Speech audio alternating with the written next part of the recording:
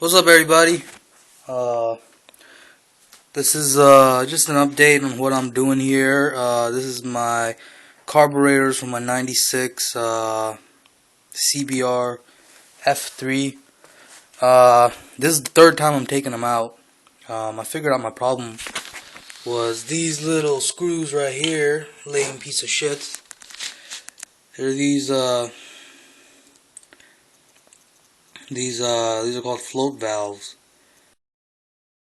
And these are basically my issue. Basically, I'm pretty sure I've narrowed it down.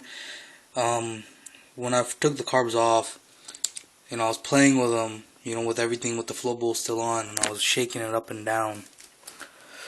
I was basically shaking them up and down, watching the float bowls go up and down. And basically, I figured that the float bowls were getting stuck, like one of them kept getting stuck. So took them out, and then I, pulled these things out, and I figured these were the issues, and I ended up buying them from Honda. They're 25 bucks a piece, which is expensive as hell for a little piece of shit, but they apparently go bad all the time.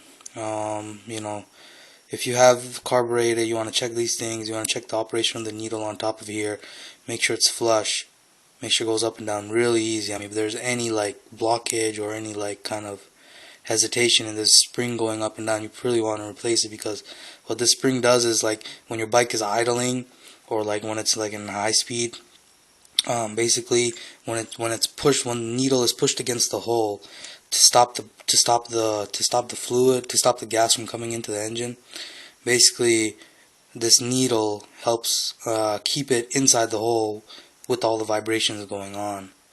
So, if there's any type of stoppage or blockage, you want to go ahead and replace them. Go ahead and replace all 4 of them. I found a website online on eBay. It's in Canada. They sell it for $7 a piece. But unfortunately, it's in Canada. It's going to take like 10 days to get here. And, I got school starting next week, so I'm trying to get my bike fixed. So, I shelled out the $100 at Honda and went ahead and bought it.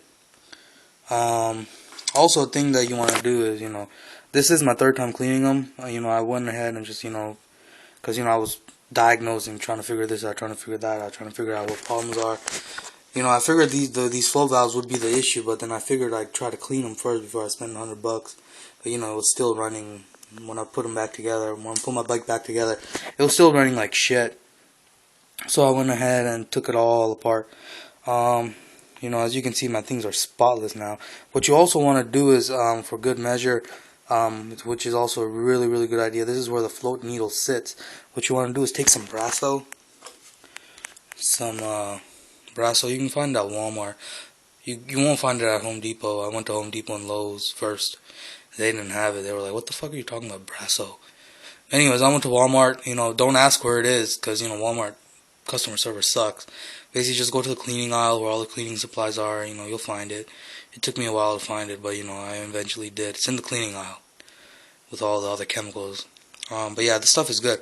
Basically, what I did is, I took the Brasso, took a little bit of Q-tip, put a little bit on the Q-tip, and then I basically put it inside the hole, and then went up and down, like you're doing something, and then go around, and then, take the others and let it dry off a little bit. It's like kind of like buffing it, and then you clean it out, and then I ran carb fluid through it and everything. You want to make sure that, there's nothing, like after you polish it up, just run carb fluid through it again. I mean, carburetor cleaner through it, just to make sure there's nothing stuck in the hole, because if there's something stuck in the hole, you're going to have issues later on. But yeah, I mean, the difference is, like, look at the color difference. This is like a polished one. Let me turn off this flash.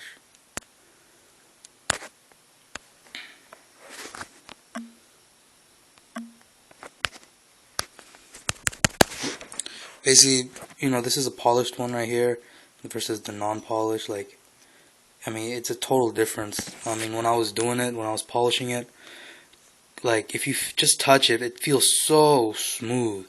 And like before I was doing like before and after, like this one wasn't like, I mean, it was rough, Like when I didn't do this one and I did this one, I was touching this one, and it was so rough, and I was touching this, it was so smooth, and I did all of them, and now they're all smooth and shiny and stuff. So that helps with the float valve go up and down easier. It won't get stuck. So you want to make sure you clean the inside of that. Just running carb fluid through it, I don't think is enough because I did that twice. Just make sure you buff it out real good, clean it up. These are where my main jets go. This is for 138. My things are not jetted. I had a Canon filter installed on my bike, but I took that off. I don't want to deal with all that shit jetting. I don't have the money for it right now.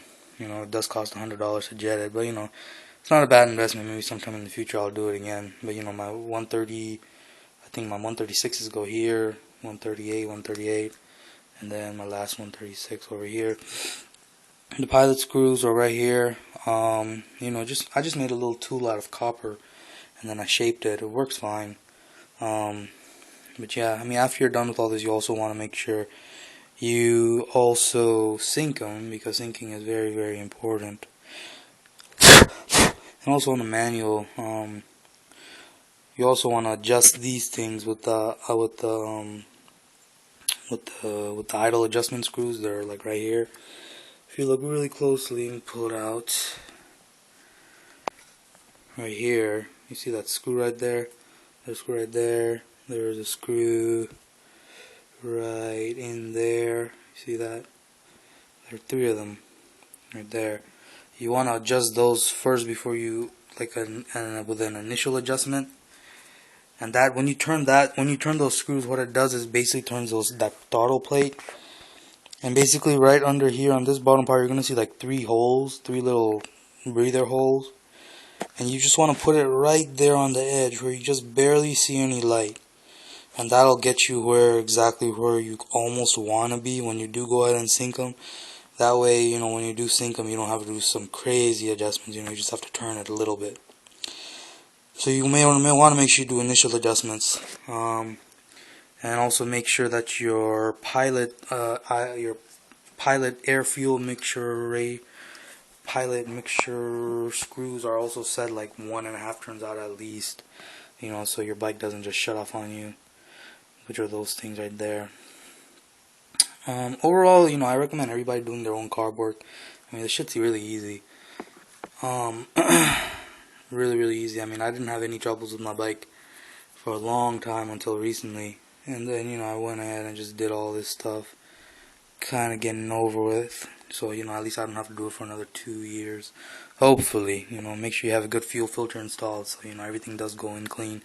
I do plan on running a little bit of seafoam when I'm done, when I'm set and done with all this stuff. It'll help with everything. Make sure you get a little dust remover if you don't have a air compressor. This will help. I'm gonna spray. I got 2 bottles of carb. I went through 3 bottles of carb cleaner. Go ape shit with it. Make sure all the plastic is off. As you can see, I got all my diaphragm and my plastics and everything off. The only plastic I wasn't able to get off is these boots over here on the bottom. They're a pain in the ass to get off. Just try to avoid spraying them. That's what I tried to do. It's kind of hard not to, but try your best. This is pretty thick plastic, so I'm pretty sure it won't do too much damage if you do spray them. Which I did. And also what I did was I took the jets. As you can see, there's the main jet, there's the slow jet, and then that needle is the float valve. And I just soaked them in carb fluid for a day. They get all nice. I'm gonna take it out right now, put everything back together.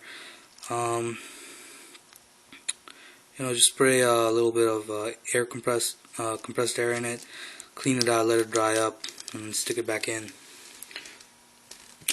Excuse me. And then, yeah, make sure you clean the bottom of your float bowls. See, now they're pretty much spotless.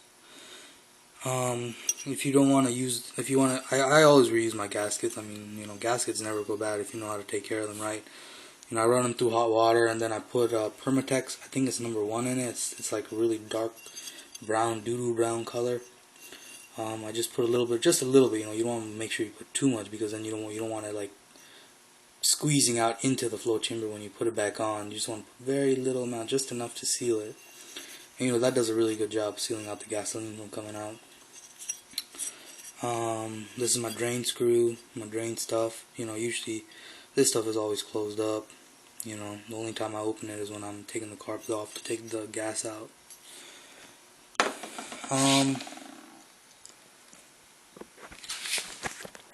Yeah, so I think that's it. You can look at my stuff. This is where the diaphragm goes. You know, everything is super clean now. But, you know, I'm going to go apeshit with the carb cleaner again.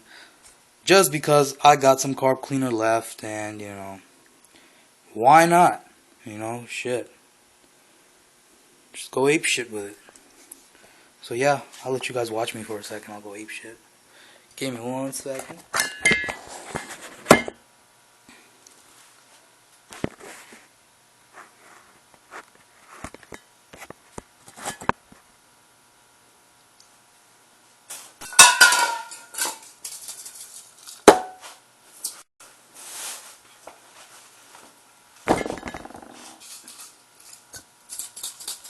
Just go apeshit. It won't hurt. Just make sure you avoid spraying these. That's the main thing. You know, get in the holes.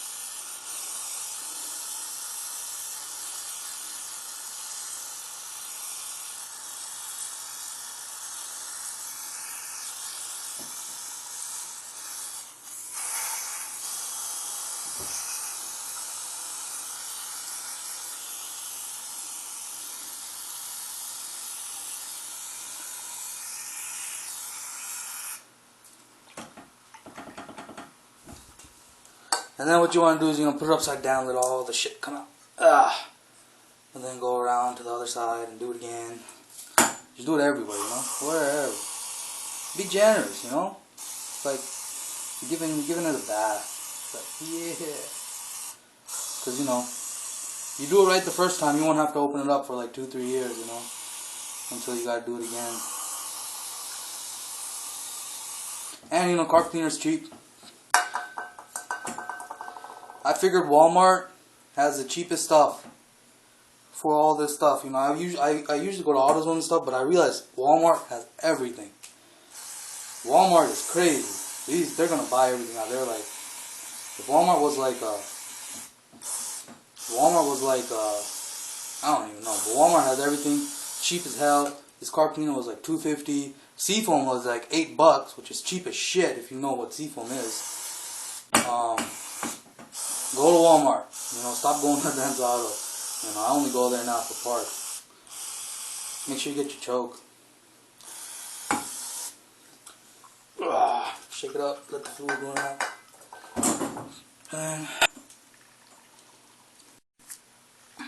And then what you want to do is, before you put everything back together, you want to let it dry out really good. You know what I mean? You don't want to put it back together and there's still like carb cleaner in it, because then it'll be really hard to start the engine. It's going to be hard regardless to start the engine, because, you know, there's no fuel in it. Like I said, just go ape shit when you're doing it. And then, you know, before you let it sit. Oh, shit. Hold on 1 sec. And then, of course, before you let it sit, you always want to take your dust spray, compressed air, and do it in a well-ventilated area. Don't be like me. I'm killing brain cells in my basement. I'm gonna go crazy. But, you know, spray off the access, especially on plastic areas. Get as much. You want to make sure you get as much carb fluid off the plastic area.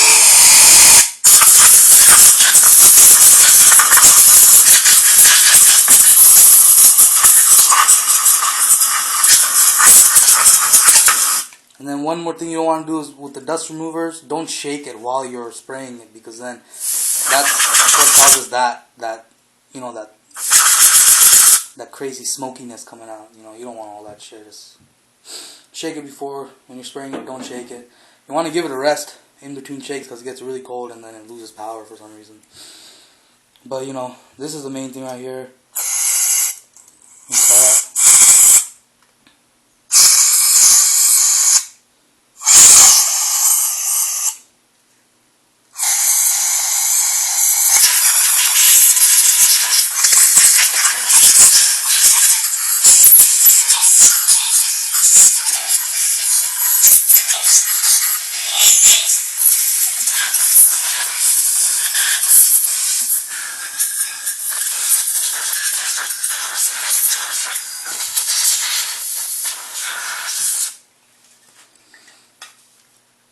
Be generous. Don't be scared. This stuff is $5 at Walmart.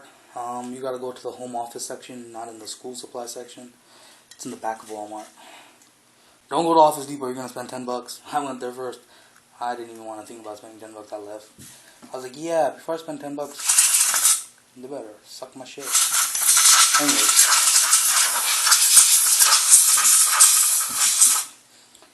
So you want to do all that, just let it sit. Fuck. Make sure you do it in a well-ventilated area, like I said. Because I'm getting high as hell. And like I said, doing carbs is really easy, on a scale from 1 to 10, where 1 is the easiest, 10 is the hardest. Carbs are right around the 4 or 5. If you have a basic mechanical know-how, I have basic mechanical know-how, and you have a good tool set, you can do it. A lot of people say that the throttle cables which go here, they're two throttle cables. They're a really pain in the ass to get off. But, in my opinion, I found them really easy to get off. They literally take 10 seconds each for me. But I don't know, I have a technique. But I can't really explain the technique. I wish I could. But it's kind of hard to explain. Basically it's hard to explain. I'm not even going to go into it. Just everybody finds their own technique when finding these out, but it's really, some people find it really difficult. I found it really easy, putting it on and off. Like I said, I did it 3 times. The first time it was a little hard, but the second and third time it was easy. Also, what the main thing you want to do is, like, when these carbs are on the bike, sometimes it's really hard to get off. And what I've noticed is, when they're on, you unscrew the boots, okay, the boots over here. This is on the cylinders, on the bike. If you pull from here on the bike, while the carbs are on the bike, it won't come off. That's what I've noticed. You have to take your hand, literally put it on the bottom of the carb and pull up the whole carb body up on each side, and it comes up really easily. It comes off really easily to me. If you pull it from here or here or here, just little areas, it won't work. You have to have a good grip around the whole bottom end and then pull up. Other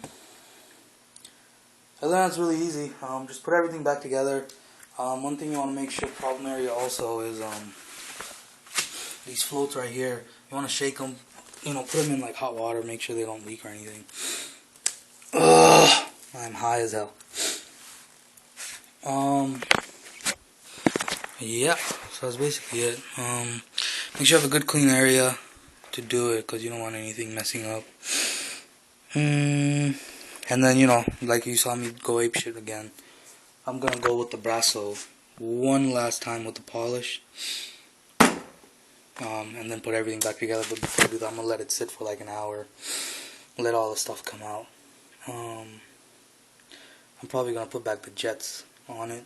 Probably going to put the jets back on it. And then just let it dry out for like an hour or two. If you have any questions, feel free to email me, I know a lot about the F3s, carburetors in general.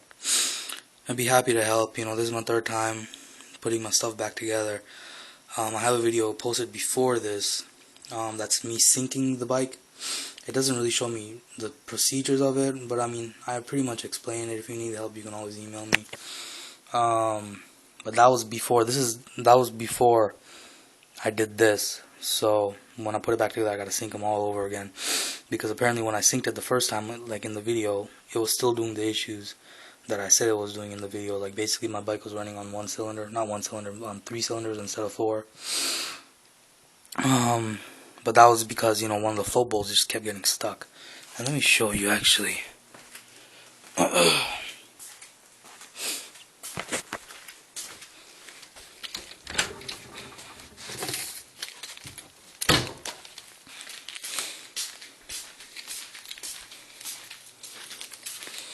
So this is what I got from Honda. These are the float valves.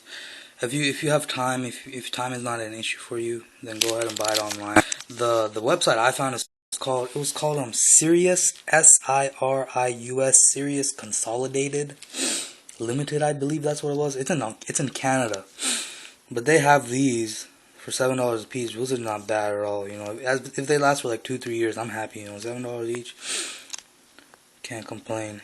Make sure everybody buy Motion Pro Carb Sync, because you know that thing really pays itself off in the first use. But you know, compared to these, I mean, they look exactly the same, of course. But you know, you want to make sure the needle is done, goes up and down easily. You know, mine's they don't go down easily at all. It's a little, you can't tell by the video, but you get stuck. And then also, let me see if this thing will focus. It's in video mode, I doubt it'll focus, but you can kind of tell there's like a ring around it.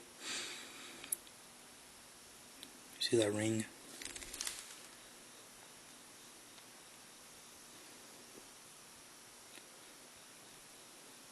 Well, there's like a little ring around it from, you know, going onto the hole for so many years. If that's present, yeah, you can kind of see it in that little ring. If that's present, you know, you also want to go ahead and replace it. Also, on the contact points, you know, if you do plan on reusing your float valves, make sure you polish this up or something, you know, make it nice and like feel good, you know, because you know this is where this thing touches the inside of the float seat where I told you to polish.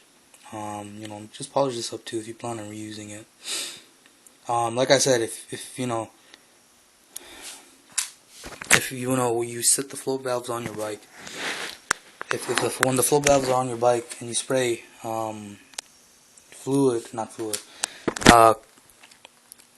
air compressor in it, like this is the fuel tube right here. The fuel, basically what it does, it goes in here into the T connection and comes out of here, and this basically fills it up, and then this is connected to the float. Let me show you. So the float valve goes here on the bottom of this, and it goes into the hole like so, and then basically the fuel goes in here, comes out through here, and then you know it's regulated with the float needle, and you know this thing goes up and down, and when it fills up, this is basically, when it's on my bike, it's actually upside down. You know, don't think of it like this. So basically when it's empty, it's all the way up. So then when it's all the way up, the hole is open, so the fuel comes in, and then when the fuel comes in, it pushes the float level up, and until it closes it. So you know, you want to make sure that's flush. So what I usually do is when I'm gonna be putting it back together, just you know, spray compressed air in here, and then make sure the air comes out of here unrestricted.